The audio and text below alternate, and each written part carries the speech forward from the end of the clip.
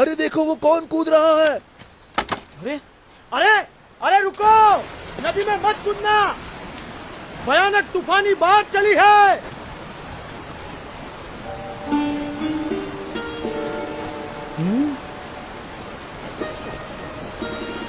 अरे कूदे तो मर जाओगे, वापस आओ, रुक जाओ, ठहरो, मर जाओगे। कहाँ गया? लगता है पानी के भंवरों ने उसे खींच लिया, डुबो दिया। इतनी भयानक बाढ़, उसका जीवित रहना असंभव। मर गया बेचारा। कहाँ गया वो बच्चा? कहीं नजर नहीं आ रहा। राम राम। मर गया बेचारा।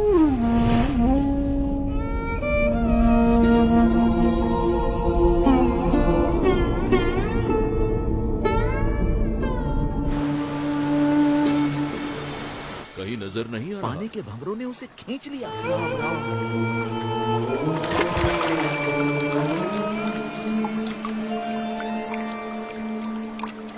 इतनी भयानक बाढ़ में उसका जीवित रहना असंभव है। बेचारा। अरे पता ये नहीं कौन होगा ये वो। कैसे बच गया? अरे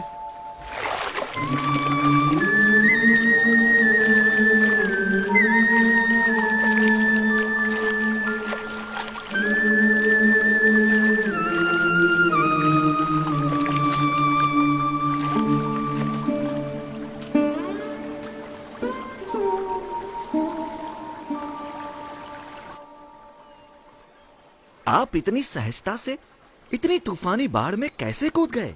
आपको डर नहीं लगा? भीतर की शांति ऊपर के तूफानों को भी शांत कर देती है। ऊपर के तूफानों से डरोगे तो भीतर की शांति कैसे पाओगे?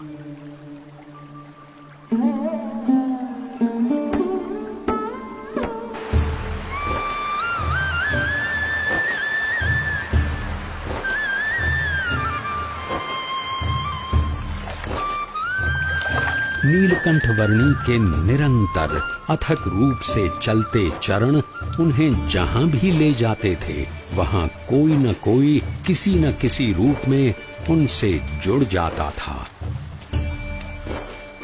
बरेली गांव में भी कुछ ऐसा ही हुआ।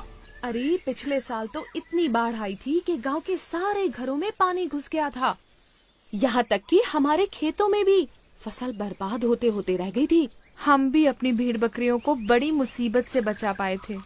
वैसे भी कुदरत के सामने हम क्या कर सकते हैं? जो भगवान चाहेंगे वही होगा, सब उसके हाथ में है। हाँ, सो तो है। हरि करे सो होय, जगत में हरि करे सो होय, चाहे करे नर कोटि उपाय, कर कदू जो कोय जगत में हरि। अरे रुक क्यों गई? गाना। हाँ?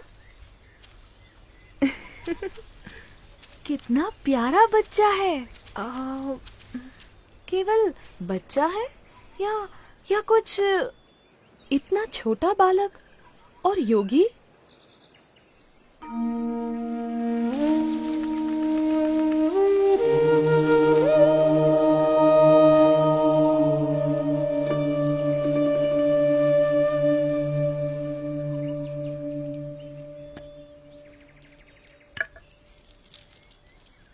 बेटा, तुम कौन हो? तुम्हारा नाम क्या है? यूं तो सारे नाम मेरे ही हैं, पर आप चाहें तो मुझे नीलकंठ बुला सकते हैं। नीलकंठ? पर तुम यहाँ क्या कर रहे हो बेटा? तुम्हारा घर कहाँ है? उस घर का तो मैं त्याग कर चुका हूँ, फिर भी मैं जहाँ भी हूँ घर में ही हूँ, क्योंकि मेरा घर तो सारा विश्व है। पर इतनी छोटी उम्र में तुमने अपनों को क्यों छोड़ा? सबको अपनाने के लिए, जो भटक गए हैं उन्हें घर वापस लाने के लिए। तुम हो तो इतने छोटे से, पर बातें बहुत बड़ी बड़ी करते हो।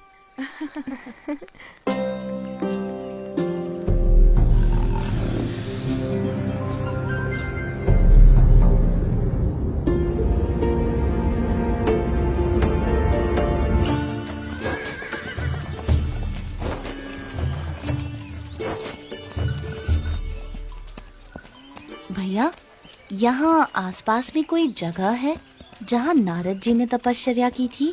हाँ, उस जगह का नाम ही नारद वन है। यहीं से उस तरफ का रास्ता पड़ता है।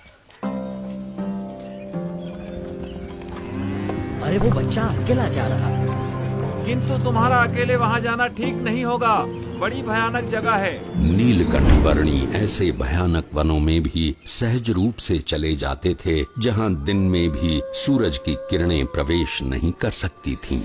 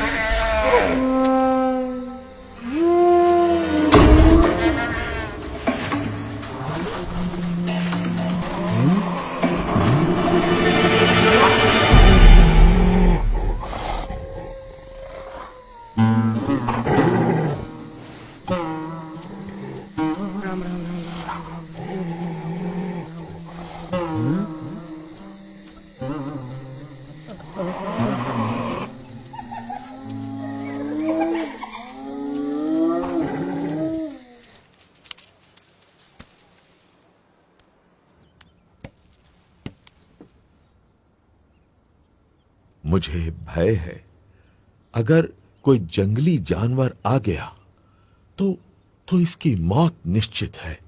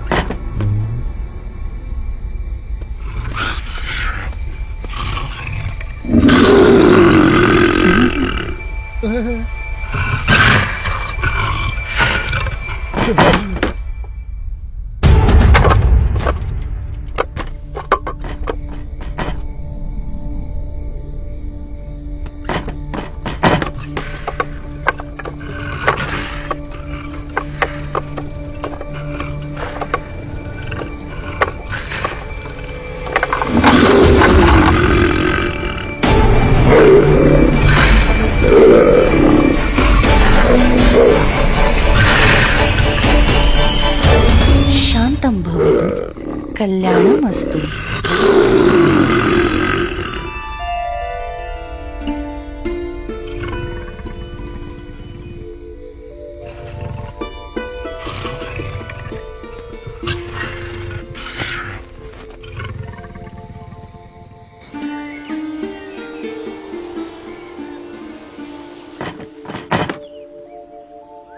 ये क्या? मैं ये क्या देख रहा हूं? अकल्पनीय। जहां दिव्य प्रेम हो वहां भय नहीं हो सकता।